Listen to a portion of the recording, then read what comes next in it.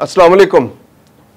फलस्तीन में इसराइल के मजालिम अपनी इंतहाओं को छू रहे हैं। अगरचे अमन के लिए मुज़ाकरात हो रहे हैं, लेकिन फलस्तीन में इसराइल किसी तरह निचला बैठने को तैयार नहीं है। वो जेनोसाइड कर रहा है, नस्ल कुशी कर रहा है, वहां से मुकम्मल मुसलमानों का और फलस्तीनियों का खात्मा चाहता है। गजा में अब तक तकरीबन 66,000 अफराद शहीद किए जा चुके हैं, जबकि 1.5 लाख से ज्यादा जख्मी है और तकरीबन मिलियंस जो है बेघर हो चुके हैं। इस सारी सूरत हाल में उसको अमेरिका की मुकम्मल ताईद हासिल है। सवाल यह पैदा होता है कि आखिर अमेरिका इसराइल की मदद क्यों करता है। अमूमी तौर पर जवाब यह मिलता है कि अमेरिका के अंदर चूंकि यहूदियों की एक बहुत बड़ी तादाद मौजूद है और वो बाअसर भी हैं और उनके पास पैसा भी है, और वो यहूदी जो है अमेरिका को मजबूर करते हैं कि वो इसराइल की मदद करें। एक अंदाजे के मुताबिक 75 लाख यहूदी अमेरिका में रहते हैं और उन यहूदियों की एक बड़ी तादाद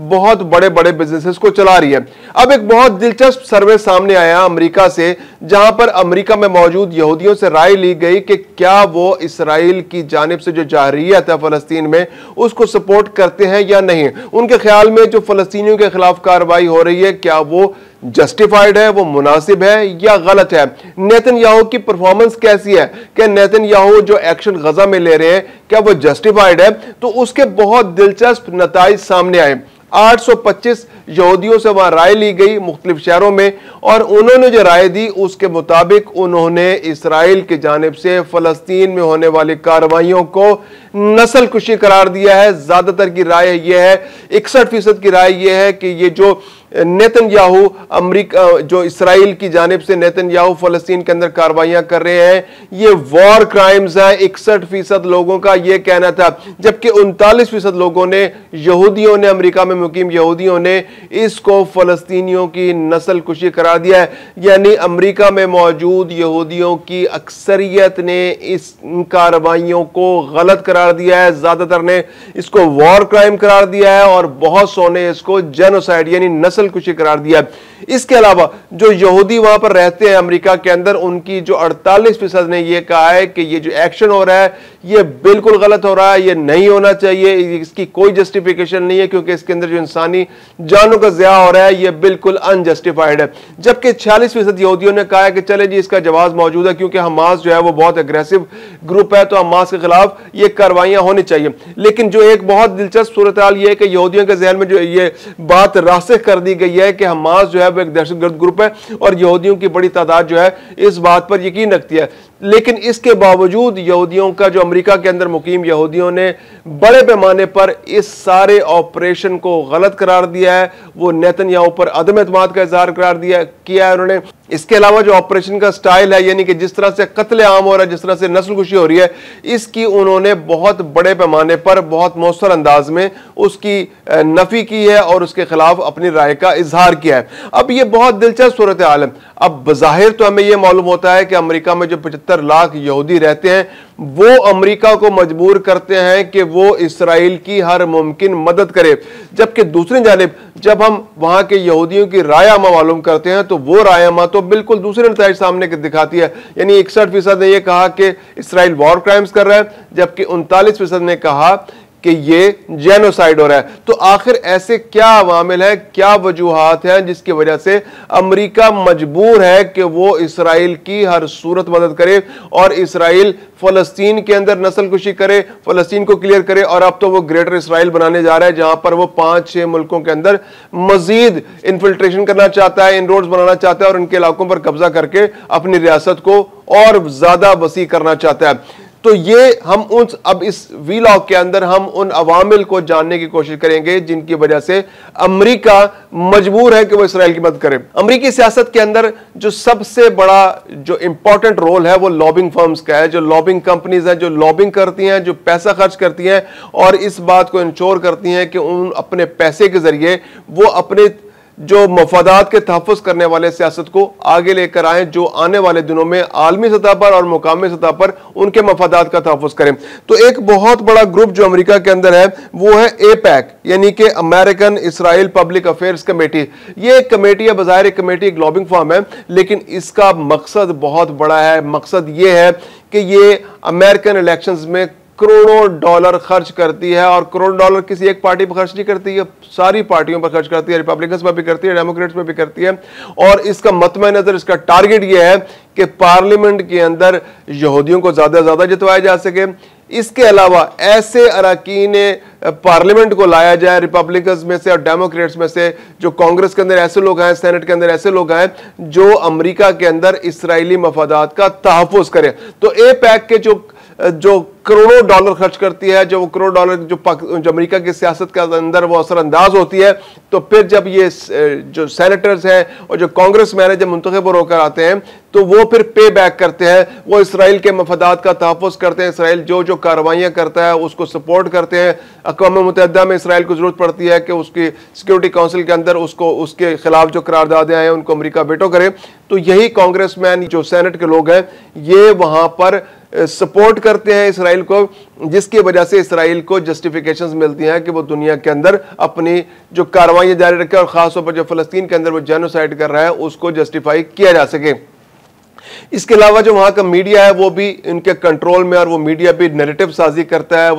वो बयानियाँ बनाता है कि ये हमास जो है दुनिया के अमन के लिए ख़तरा है और हमास के खिलाफ अगर कार्रवाई ना की गई तो दुनिया ख़तरे में पड़ जाएगी। और यही जहन साजी अमरीकी अवाम की जाती है। वहाँ के जो मीडिया है वो यही तस्वीरें पेश करता है, फ़लस्तीन को दुनिया के लिए थ्रेट बनाकर पेश किया जाता है। हमास जो एक छोटा सा ग्रुप है जो बहुत ही, उसके पास भी असला को बहुत ही बुनियादी नौयत का है, चंद बंदूकें पिस्तौलें लेकर वो अपना दिफा करने के लिए कोशिश करते हैं, तो उनको बहुत बड़ा दहशतगर्द दिखाया जाता है और ये बताया जाता है कि आलमी अमन के लिए खतरा है। तो ये जहनसाजी अमेरिका के अंदर की जाती है और यही जहनसाजी फिर सेनेट और कांग्रेस के अंदर भी नजर आती है। इसके अलावा वहां पर कुछ एंटीसेमिटिज्म यानी कि यहूदियों के मफादात के तहफ़्फ़ुज़ के लिए वहां पर कुछ तंजीमें हैं जो एडीएल के नाम से एंटी डिफेमेशन लीग है, यानी कि अगर वहां पर यहूदियों के हवाले से कोई सेमिटिस्ट जो लोग हैं उनके हवाले से कोई राय सामने आती है तो ये जो कंपनी है, जो लीग है, ये सामने आती है और उसको रोकने की कोशिश करती है। तो वहां पर एक बहुत बड़ा एक नैरेटिव बन चुका है कि अमेरिका के अंदर आप यहूदियों के खिलाफ बात नहीं कर सकते, आप इसराइल के खिलाफ बात नहीं कर सकते। अगर आप बात करेंगे तो ये लीग जो है, एंटी डिफेमेशन लीग जो है वो एक्टिव हो जाएगी और आपको आइसोलेट कर देगी। अगर वो कांग्रेसमैन है या वो सेनेटर है तो उसकी सियासत खतरे में पड़ जाएगी। आप अगर कोई नोटेबल है तो आपको दीवार से लगा दिया जाएगा, आप अगर मीडिया के पर्सन है तो आपको आइसोलेट कर दिया जाएगा, अगर आप शोबिस की दुनिया से वाबस्ता हैं तो आपके लिए मजीद रोल्स मिलना, कारोबार मिलना, आपको मौके मिलना बंद हो जाएंगे। तो ये एंटी डिफेमेशन लीग जो है, एडीएल जो है, ये बहुत पावरफुल है। ये प्राइमरीली डिफेमेशन को लेकर है, लेकिन ये खास तौर पर यहूदियों को सेफ गार्ड करने के लिए ये बनाई गई है। इसके अलावा वहां पर क्रिश्चियन ज़ायनिस्ट जो ग्रुप्स हैं वो बहुत एक्टिव हैं, यानी कि यहूदियों के अंदर तो लोग ऐसे मौजूद हैं जो इसराइल को सपोर्ट करते हैं, लेकिन इसके बावजूद जो ईसाई हैं उनके अंदर भी ज़ायनिस्ट ग्रुप मौजूद हैं जो इसराइल की जानिब से जो फ़लस्तीन के खिलाफ कार्रवाइयाँ हो रही हैं इसको बिब्लिकल रोल के तौर पर उसको देखते हुए कहते हैं जी हमारे जो मजहबी फरीज़ा है वो अदा हो रहा है और ये इस तरह से लॉजिकल एंड जो है इसी तरफ जाएगा, तो ये जो एक्टिविटीज़ हो रही हैं ये बिल्कुल दुरुस्त है और इसमें वो मुकम्मल तौर पर यहूदी ग्रुप्स की जो इसराइल की वो सपोर्ट करते हैं। जो ज़ायनिस्ट है, जो यहूदियों का भी कहना है, जो इवन इसराइल के अंदर रहने वाले यहूदियों का भी ये कहना है कि हमसे ज़्यादा इंतहा पसंद ये क्रिश्चियन ज़ायनिस्ट ग्रुप है और ये फ़लस्तीन के खिलाफ कार्रवाइयों में सबसे बढ़कर इनका रोल है। और रिपब्लिकन्स के अंदर इनका सबसे ज़्यादा जो असर पाया जाता है रिपब्लिकन्स के अंदर पाया जाता है। अगर आप जो डोनाल्ड ट्रंप की हुकूमत जब से आई है तो इसकी शिद्दत से अंदाज़ा लगाया जा सकता है। और इवन जो यहूदियों के जो रिप्रेजेंटेशन है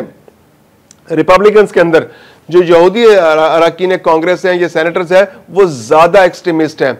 यानी 80% जो यहूदी अरकान कांग्रेस या सेनेट है वो इसराइल की जो एक्शंस हैं फ़लस्तीन के खिलाफ उसके ज़बरदस्त हामी हैं। वेयर एज जो डेमोक्रेट्स के अंदर यहूदी अरकान पार्लियामेंट या कांग्रेस या सेनेट के अरकान हैं उनमें से 33% ऐसे हैं जो इन जो एट्रोसिटीज़ हैं, जो जेनोसाइड है, उसकी हिमायत करते हैं। तो यहाँ पर भी बहुत बड़ी आपको तकसीम नजर आएगी कि जो डेमोक्रेट्स हैं वहाँ के जो कांग्रेसमैन हैं, ये सेनेटर्स हैं और इवन जो उनके यहूदी अरकान पार्लियामेंट हैं वो कम एक्सट्रीमिस्ट है, फ़लस्तीन के खिलाफ उनके नज़रियात में उतनी शिद्दत नहीं है जितने रिपब्लिकन्स के अंदर है। तो रिपब्लिकन्स जो है इनकी इस वक्त गवर्नमेंट है, जो रिपब्लिकन्स के जब भी गवर्नमेंट आती है तो वहां पर ये जो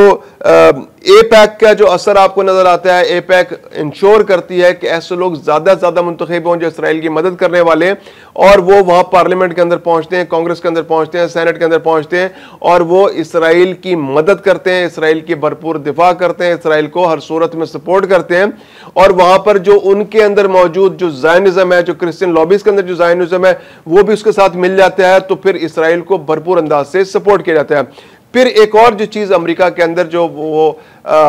मौजूद है, एक प्रोवर्ब वहां पर मौजूद है कि जो अमेरिकन इंटरेस्ट है वो इसराइली सिक्योरिटी और अमेरिकन इंटरेस्ट एक ही चीज है। यानी वो कहते हैं जी Israeli security is equal to American interest, यानी ये दो सिनोनिम्स हैं, ये एक चीज है। यानी अमेरिकन इंटरेस्ट ये है कि इसराइल की सिक्योरिटी को सबसे ज्यादा बाला, सबसे सामने, जिसको सबसे ज्यादा इंपॉर्टेंस दी जाए। फिर इसके अलावा यह है कि अमेरिका के अंदर असला साज कंपनियां बहुत बड़े पैमाने पर काम करती हैं। ये असला साज कंपनियां जो है ये असला बनाती हैं और इनका इंटरेस्ट है कि दुनिया के अंदर कहीं ना कहीं जंग जारी रहे। और इसराइल जो है वो एक जारे मुल्क है, वो ना सिर्फ फलस्तीन के ऊपर मजालिम कर रहा है बल्कि वो जो आसपास के अपने 5-6 ममालिक जो उसके पड़ोसी हैं उनके अंदर भी वो जारियत करता रहता है। तो इन असला साज कंपनियों को बहुत बड़े पैमाने पर असला बनाने और उस इलाके के अंदर पहुंचाने का एक जरिया मौसूल होता है। एक तो यह है कि इसराइल वो असला उनसे खरीदता है और इसराइल के जरिए वो असला इन ममालिक पर खर्च होता है। फिर इसके अलावा वो ऐसे हालात पैदा करते हैं कि वहां पर एक हालत जंग रहती है उस खित्ते के अंदर, पूरे मशरिक वस्ता के अंदर, चूंकि तेल के बड़े ज़खायर है और उनके पास बहुत पैसा है ममालिक के पास, तो ऐसे हालात पैदा कर दिए जाते हैं कि वो ममालिक बहुत बड़ा पैसा, बहुत ज्यादा रकम जो है असला खरीदने पर, अपने दिफा पर खर्च करते हैं। जैसे सऊदी अरब है, वो तकरीबन 80 अरब डॉलर सालाना जो है वो अपने दिफा पर खर्च करते हैं। इसी तरह मुत्तहदा अरब इमारात है, कतर है, बाकी ममालिक भी जो है असला खरीदने पर बहुत ज्यादा पैसा खर्च करते हैं। इवन दिलचस्प बात यह है कि वो ये असला इसराइल के खिलाफ इस्तेमाल भी नहीं कर सकते, लेकिन इसके बावजूद वो असले की दौड़ में शामिल हो चुके हैं, क्योंकि उन्होंने पहले ईरान को अपना दुश्मन बना रखा था। अब ईरान से उनकी दुश्मनी कम हो गई, जब से जंग हुई है तो ईरान ने के साथ उनका इंटरेस्ट सेम हो गया इसराइल, और अब इसराइल जो है अब ईरान और अरब ममालिक दोनों का दुश्मन है जब से उसने कतर पर हमला किया। तो ये असला की फरोख्त जो है, इन असला साज कंपनियों का इंटरेस्ट है कि असला ज्यादा ज्यादा बिके, तो वो इसलिए इसराइल को सपोर्ट करते हैं कि इसराइल ऐसे हालात पैदा करता है कि खित्ते में अदम इस्तेहकाम पैदा होता है और तमाम ममालिक जो है असला उससे खरीदते हैं। तो ये जो सर्वे सामने आया है ये असल में एक ट्रू पिक्चर है कि वहां पर जो अवाम है यहूदियों की वो उस तरह से इंतहा पसंद नहीं है, वो उस तरह से नहीं है। उनके आम जो लिबरल लोग हैं वो इस तरह नहीं सोचते कि जेनोसाइड इसराइल को करना चाहिए, लेकिन उनके अंदर जो कदामत पसंद ग्रुप है उनकी अक्सरियत ये सोचती है कि यहां से इसराइल को फलस्तीन से बिल्कुल सफाई कर देनी चाहिए मुसलमानों का, और यहां पर टोटल इसराइल को कंट्रोल होना चाहिए और ग्रेटर इसराइल स्टेट बननी चाहिए। इसके अलावा वहां जो लॉबिंग फर्म्स हैं, वहां पर जो एंटी डिफेमेशन लीग्स हैं, वहां पर जो क्रिश्चियन ज़ायनिस्ट हैं, वहां पर जो असला साज कंपनी है, इन सब का मुश्तरका इंटरेस्ट ये है कि जो इसराइल है वो फलस्तीन में अपने मजालिम जारी रखे और इसराइल ग्रेटर इसराइल बने और मुसलमानों का खात्मा हो, और यहां पर एक ऐसा फिसाद बरकरार रहे जिससे सबको कारोबार में भी फायदे हो और उनके मजहबी मकासद और जो टारगेट्स हैं, जो गोल्स हैं, वो पूरे होते रहें।